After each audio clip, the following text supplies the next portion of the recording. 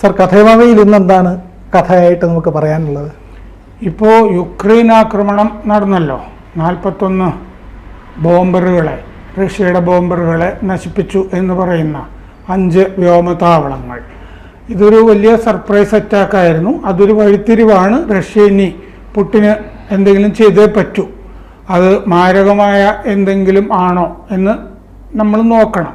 ലോകം ശ്രദ്ധിച്ചുകൊണ്ടിരിക്കുകയാണ്. ഇതുപോലെ രണ്ടാം ലോക യുദ്ധത്തിന് വഴിതിരിച്ചുവിട്ട ജപ്പാൻ്റെ ആക്രമണമാണ് പേൾ ഹാർബറിൽ നടന്ന ആക്രമണം. അമേരിക്കയുടെ കപ്പൽ വ്യൂഹത്തെ ജപ്പാൻ ദൂരെ നിന്ന് എത്തി ആക്രമിക്കുകയാണ് അന്ന് ചെയ്തത്. അപ്പോൾ ജാപ്പനീസ് നേവി ഈ സർപ്രൈസ് അറ്റാക്ക് നടത്തിയത് ഈ അമേരിക്കയുടെ പസഫിക് കപ്പൽ വ്യൂഹം. അത് 1941 ഹവായിലാണ് പേൾ ഹാർബർ. അവിടെ നങ്കൂരമിട്ട് കിടന്ന അമേരിക്കയുടെ കപ്പലുകളെ നശിപ്പിക്കുകയാണ് ആ പേൾ ഹാർബർ ആക്രമണത്തിൽ നടന്നത്. അതൊരു വലിയ വഴിത്തിരിവായിരുന്നു. അത് സിനിമയും ഒക്കെ വന്നിട്ടുണ്ട്, കഥകൾ, നോവലുകൾ, പുസ്തകങ്ങളും ഒക്കെ വന്നിട്ടുണ്ട്. 1930കളിൽ അമേരിക്കയുടെ നയത്തിന് ചൈനയുടെ പിന്തുണ ഉണ്ടായിരുന്നു. അമേരിക്കയും ചൈനയും ഇതുപോലെ അല്ലായിരുന്നു, അത്യാവശ്യം സുഹൃത്തുക്കളായിരുന്നു 1930കളിൽ. 1941 ജപ്പാനും ചൈനയും വൈരികളായിരുന്നു, ശത്രുക്കളാണ് രണ്ടുപേരും. അപ്പോൾ സാമ്രാജ്യത്വ വിരുദ്ധ നയങ്ങളും ഒക്കെ ആയിട്ട് എണ്ണ, ലോഹങ്ങൾ, റബ്ബർ, ഇതിൻ്റെ അടിസ്ഥാനത്തിലൊക്കെ അങ്ങോട്ടും ഇങ്ങോട്ടും ശത്രുതയൊക്കെ ഉണ്ടായിരുന്നു, കച്ചവട താല്പര്യങ്ങൾ. അമേരിക്കയുടെ നയം, ചൈനയ്ക്കെതിരെ ജപ്പാൻ ആക്രമണം നടന്നാൽ ആ യുദ്ധത്തിൻ്റെ ഏതെങ്കിലും ഒരു ഘട്ടത്തിൽ ചൈനയ്ക്കെതിരെ ജപ്പാൻ, കാരണം അന്ന് ജപ്പാൻ ഈ ജർമ്മനിയുടെയൊക്കെ കൂടെയാണല്ലോ, അപ്പോൾ ചൈനയ്ക്കെതിരെ ജപ്പാൻ ആക്രമണം നടത്തി എന്ന് വന്നാൽ ജപ്പാൻ അമേരിക്കയുമായി നേരിട്ട് പോരാട്ടത്തിൽ ഏർപ്പെട്ടു എന്ന് കണക്കാക്കാം എന്നാണ്. എന്തുകൊണ്ട്? ചൈന സുഹൃത്താണ്. അപ്പോൾ ചൈനയെ ജപ്പാൻ ആക്രമിച്ചാൽ അത് അമേരിക്കയെ തന്നെ ജപ്പാൻ ആക്രമിച്ചു എന്ന് കണക്കാക്കാം എന്നുള്ളതായിരുന്നു അമേരിക്കയുടെ നയം. അപ്പോൾ ജപ്പാൻ, ജർമ്മനി, ഇറ്റലി ആണ് സഖ്യം. Japan, Germany, Italy. അത് അച്യുതണ്ട് ശക്തികൾ, ആക്സിസ് എന്ന് പറയും. മറ്റേത് സഖ്യ ശക്തികൾ എന്ന് പറയുന്നത്. അപ്പോൾ അമേരിക്ക, ബ്രിട്ടൻ, നെതർലൻഡ്സ് ഇവർ ഒക്കെ ജപ്പാനെതിരെ ഉപരോധം, ഓയിൽ എംബാർഗോ, എണ്ണ കൊടുക്കില്ല എന്നൊക്കെ ഉള്ള ഉപരോധങ്ങൾ ഏർപ്പെടുത്തിയിരുന്നു ജപ്പാനെതിരെ. 1941 ജൂലൈയിൽ ഇൻഡോ ചൈന മുഴുവൻ ഏതാണ്ട് ജപ്പാൻ സേന വ്യാപിച്ചിരുന്നു. അന്ന് ജപ്പാനുമായി അമേരിക്കയുടെ ബന്ധം വിച്ഛേദിക്കുകയും ചെയ്തു.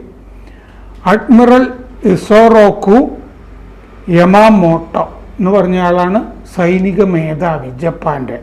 യമാമോട്ടോ എന്നുള്ള ആൾ ശരിക്കും ഒരു ഇതിഹാസ കഥാപാത്രം പോലെ സൈനിക ചരിത്രത്തിലുള്ള ഒരാളാണ്. ഈ ലെനിൻ, മഹാനായ ലെനിൻ എന്ന് മാർക്സിസ്റ്റുകൾ പറയുന്ന ആളുണ്ടല്ലോ, അയാൾ ജപ്പാൻ്റെ ചാരനായിരുന്നു സത്യത്തിൽ. അത് life and death of Lenin എന്ന് പറഞ്ഞ മനോഹരമായ പുസ്തകത്തിൽ റോബർട്ട് പെയിൻ അതിൻ്റെ വിശദാംശങ്ങളൊക്കെ പറഞ്ഞിട്ടുണ്ട്. ജപ്പാൻ മറ്റേ മാസത്തിലെ പല ചാരന്മാർക്കും കൊടുക്കുന്ന പോലെ ലെനിന് പൈസയൊക്കെ കൊടുത്തുകൊണ്ടിരുന്നു.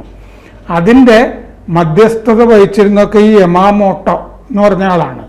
ഈ യമാമോട്ടോ ആണ് ഈ പേൾ ഹാർബർ ആക്രമണം ആസൂത്രണം ചെയ്യുന്നത്. ജപ്പാൻ്റെ പട്ടാള മേധാവി യമാമോട്ടോ. അത് ഹവായിലെ ഒവാഹു ദ്വീപിൽ ആണ് അന്ന് അമേരിക്കയുടെ കപ്പലുകൾ ഉള്ളത്. അതിനെ ആക്രമിച്ചു കഴിഞ്ഞാൽ അമേരിക്കൻ നാവികപ്പട തന്നെ ഏതാണ്ട് കുട്ടിച്ചോറാവും എന്ന് കണ്ടിട്ടാണ്. മാത്രമല്ല സർപ്രൈസ് ആവും. പിന്നെ അമേരിക്കൻ നാവികപ്പടയ്ക്ക് ഒന്നും ചെയ്യാൻ പറ്റാതെ വരും. ജപ്പാന് സുഖമായിട്ട് ഏഷ്യ പിടിക്കുകയും ചെയ്യാം എന്ന് യമാമോട്ടോ കരുതി. ഒരു ഭാഗത്ത് അമേരിക്കയ്ക്ക് ഇട്ടൊരു താങ്ങ് കൊടുത്തു കഴിഞ്ഞാൽ ഇപ്പുറത്തെ ഏഷ്യ സുഖമായിട്ട് പിടിക്കാം. കാരണം നമ്മുടെ പ്രദേശത്തൊക്കെ ഒന്ന് ജപ്പാൻ ആക്രമിച്ചെത്തിയിരുന്നല്ലോ. അതെ. അപ്പോൾ അമേരിക്ക ജപ്പാനുമായി പിന്നെ മധ്യസ്ഥതയ്ക്ക് ചെല്ലും എന്ന് യമാമോട്ടോ വിചാരിച്ചു. ഈ പേൾ ഹാർബർ ആക്രമണം നടത്തി കഴിഞ്ഞാൽ ഇനി ദയവ് ഇതൊന്നും ചെയ്യരുത് എന്ന് പറഞ്ഞ അമേരിക്ക മധ്യസ്ഥതയ്ക്ക് വരുമെന്നും കരുതി. ഹാർവാർഡിൽ ഇംഗ്ലീഷ് പഠിച്ചിരുന്ന ഒരാളാണ് യമാമോട്ടോ. അമേരിക്കയിൽ പഠിച്ച ആളായിരുന്നു. അപ്പോൾ അമേരിക്കയുടെ കാര്യങ്ങളൊക്കെ അത്യാവശ്യം അറിയാം. വാഷിങ്ടണിലെ ചൈനീസ് എംബസിയിൽ നേവൽ അറ്റാഷെ ആയിരുന്നു ഈ യമാമോട്ടോ. ജപ്പാൻ്റെ വാഷിങ്ടണിൽ ജപ്പാൻ്റെ എംബസിയിൽ നേവൽ അറ്റാഷെ ആയിട്ട് ജോലിയും ചെയ്തു.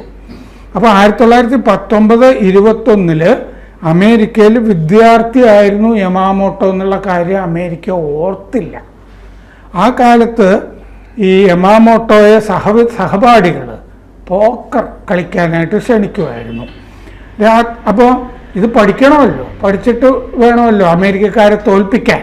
അപ്പോഴും അമേരിക്കക്കാരെ തോൽപ്പിക്കണം എന്ന് ആഗ്രഹമുണ്ട്. രാത്രി മുഴുവൻ ഇരുന്ന് പോക്കർ കളി. പിന്നെ അതൊരു അഡിക്ഷൻ പോലെയായി. ജയിച്ചുകൊണ്ടേയിരിക്കാൻ തുടങ്ങി. ഇപ്പം നമ്മുടെ ഒരു കുട്ടി ഈ ചെസ്സിൽ ജയിച്ചുകൊണ്ടേയിരിക്കുന്നുണ്ടല്ലോ എന്ന് പറഞ്ഞ പോലെ പോക്കർ കളിയിൽ ഇയാൾ ജയിച്ചുകൊണ്ടേയിരുന്നു. വേനലിൽ ഇയാൾ ഈ പോക്കർ കളിയിൽ നിന്ന് കിട്ടുന്ന പൈസയൊക്കെ ഉണ്ടല്ലോ, ഇത് മുഴുവൻ അമേരിക്ക കാണാനായിട്ട് ഉപയോഗിച്ചു. അലസ ജീവിതത്തിനും ആഡംബരത്തിനും ഉപയോഗിച്ചില്ല. അമേരിക്ക മുഴുവൻ കണ്ടു. അപ്പോൾ അറ്റാഷ ആയപ്പോഴും ഈ പോക്കർ കളിച്ചുകൊണ്ടിരുന്നു യമാമോട്ടോ. എന്ന് പറഞ്ഞാൽ പഴയ ശീലം മാറിയില്ല. അമേരിക്കക്കാർ പഠിപ്പിച്ച പോക്കർ കളി അത് വിട്ടില്ല. പോക്കർ മേശയിൽ അമേരിക്കയോട് പുച്ഛവുമായിരുന്നു എപ്പോഴും. അപ്പോൾ പിന്നെ അഡ്മിറലായി ജപ്പാനിൽ സർപ്രൈസ് ഏരിയൽ ഈ ആകാശ ആക്രമണം നടത്താൻ തീരുമാനിച്ചു. വിമാനങ്ങളൊക്കെ തിരഞ്ഞെടുത്തു. എന്നിട്ട് ഈ പൈലറ്റുമാർക്കൊക്കെ പരിശീലനം കൊടുത്തു. പേൾ ഹാർബർ, അതായത് അവിടുത്തെ ഈ ആഴമില്ലാത്ത സ്ഥലത്തൊക്കെ പൈലറ്റുമാരെയൊക്കെ പരിശീലിപ്പിച്ചു. എന്താണെന്ന് വെച്ചാൽ പേൾ ഹാർബറിന് ആഴം ഉണ്ടായിരുന്നില്ല. 40 അടി മാത്രമേ ആഴമുള്ളൂ അവിടെ പേൾ ഹാർബറിൽ.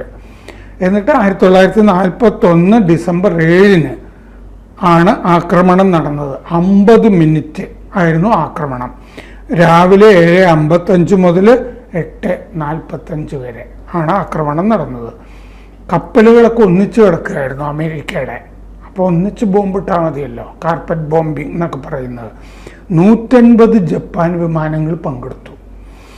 6 വിമാനവാഹിനികളിൽ നിന്ന് ആണ് ഇത് US വ്യോമതാവളങ്ങൾ, കപ്പലുകളൊക്കെ ആക്രമിച്ചത്.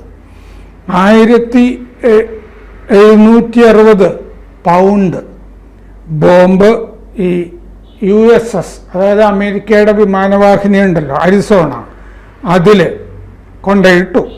അത് എക്സ്പ്ലോഡ് ചെയ്തു. സ്ഫോടനത്തിൽ 1177 നാവികർ കൊല്ലപ്പെട്ടു.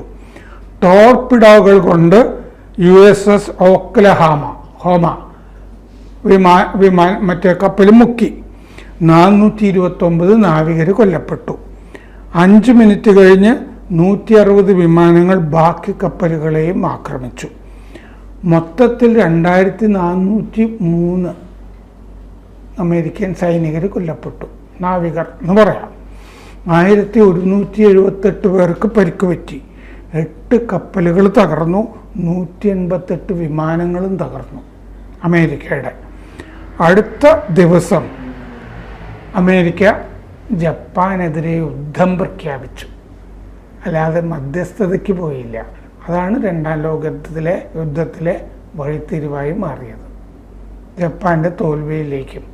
അതായത് ആണവായുധം പ്രയോഗിക്കുന്ന അവസ്ഥയിലേക്ക് കാര്യങ്ങൾ ഹിരോഷിമയിലും നാഗസാക്കിയിലും. കാരണം അതിനു മുമ്പ് അമേരിക്ക ഏതാണ്ടൊക്കെ റെഡിയായിരുന്നു ആണവ വിസ്ഫോടനത്തിന്. അതൊക്കെയാണ് പിന്നെ ഓപ്പൺ ഹൈമറിൻ്റെയൊക്കെ കഥയിൽ നമ്മൾ കാണുന്നത്. കൂടുതൽ വാർത്തകളും വിശേഷങ്ങളും നിങ്ങളിലേക്ക് എത്താൻ ABC മലയാളം സബ്സ്ക്രൈബ് ചെയ്യുക, ബെൽ ബട്ടണും അമർത്തുക.